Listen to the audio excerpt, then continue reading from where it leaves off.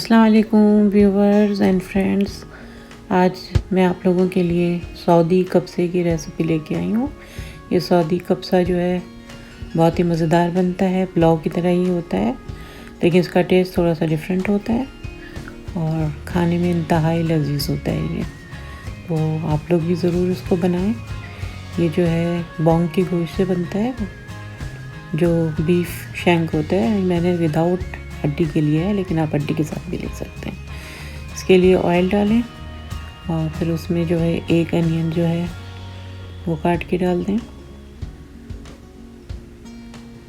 Slice करके बिल्कुल बारीक, और उसको फ्राई करें ऑयल में, लेकिन पूरी तरह फ्राई नहीं करना है, हाफ फ्राई बस करें। उसके बाद फिर ये गोश्त के पीसेस को इस तरह से उसके ऊपर बिछा दें।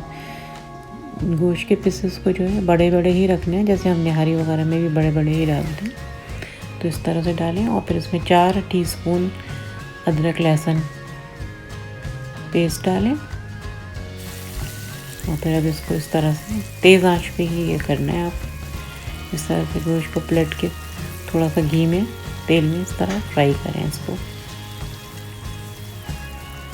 इस पर कलर आ जाए दोनों तरफ से तो फिर बाकी चीज़ें डालेंगे। आंच तेज़ ही रखनी है अभी।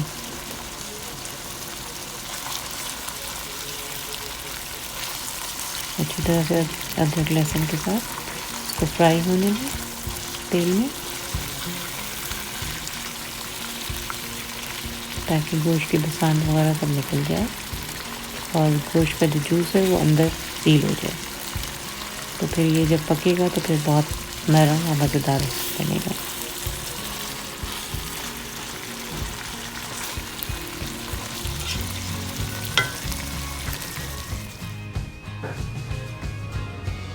अब ये देखिए अच्छा ब्राउन सा हो गया है।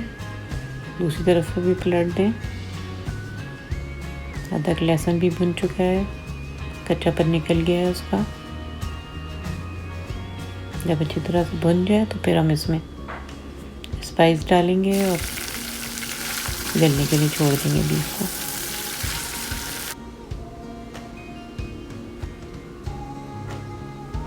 पानी इतना डालें कि बीफ गल जाए। इसमें जो है धनिया पाउडर डालें 1 टीस्पून, आधा टीस्पून लौंग का पाउडर, 1 टीस्पून नमक और 4 छोटी इलायची, हरी इलायची जो होती है वो डालें।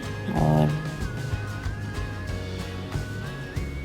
हल्दी डालें आधा टीस्पून और क्यूमिन पाउडर डालें 1 टीस्पून, आधा टीस्पून जो है लाल मिर्च डालें और सिनेमन पाउडर जो है वो 1 टीस्पून डालें। उसके बाद इसमें जो है एक लेमन डालें, लेमन राइंड जो होता है, जेस्ट, लेमन जेस्ट, और फिर एक ड्राई लेमन डालें और एक चिकन स्टॉक क्यूब डालें, कनौर का या मैगी का। 2 टमाटर डालें इसके अंदर और गाजर को कद्दूकश करके आधा कप के करीब आप डाल दें इसमें। लेमन के जो छिलके डालने हैं वो पूरी कोशिश कीजिएगा कि इसमें वाइट पार्ट नहीं आए, सिर्फ जो लेमन के छिलके का येलो पार्ट होता है वो डालें। और अगर ड्राई लेमन आपको ना मिले तो ना डालें, वैसे डालने से अलग एक टेस्ट आता है, लेकिन चूँकि हमने लेमन के छिलके भी डाले हैं तो वो कुछ टेस्ट तो उसका आ ही जाएगा। तो बस उसको गलने के लिए छोड़ दें आप ढक के। उसके बाद जो है ऑयल लेके 1 टेबल स्पून, किशमिश 2 टेबल स्पून और 15 से 20 बादाम को पानी में भिगोकर छील लें और वो इनको इस तरह से फ्राई कर लें। ये ऊपर से जो है सर्व करने के लिए यूज़ होंगे। इसमें काजू भी डलेगा, लेकिन मैंने काजू जो है मेरे पास भुने हुए थे तो इसलिए मैंने फ्राई नहीं किया है। अगर कच्चे काजू हैं तो आप फिर उनको इसी के साथ फ्राई कर लें।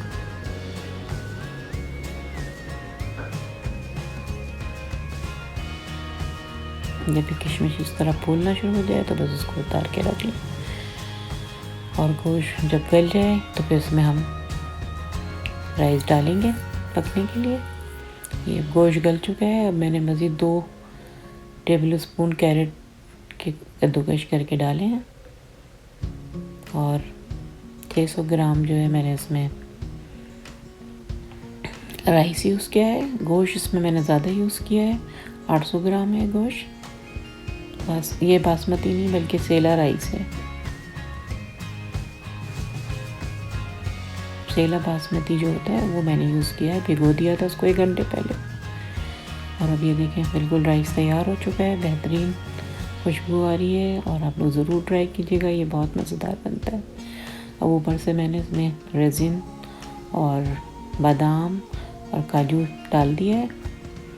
इसी तरह आप गार्निश करके सर्व करेंगे तो बहुत ज़बरदस्त लगेगा। आप अपनी दावतों में बनाएं, बिरयानी वगैरह तो बनाते रहते हैं, ये राइस भी बनाकर ट्राई करें, बहुत ही मज़े का बनता है। तो आप लोग मुझे इजाज़त दें, इंशाल्लाह फिर किसी नई रेसिपी के साथ आऊँगी। अपना ख्याल रखें, इर्द गिर्द के लोगों का ख्याल रखें, खुश रहें और खुशियाँ बाँटें। अल्लाह हाफ़िज़।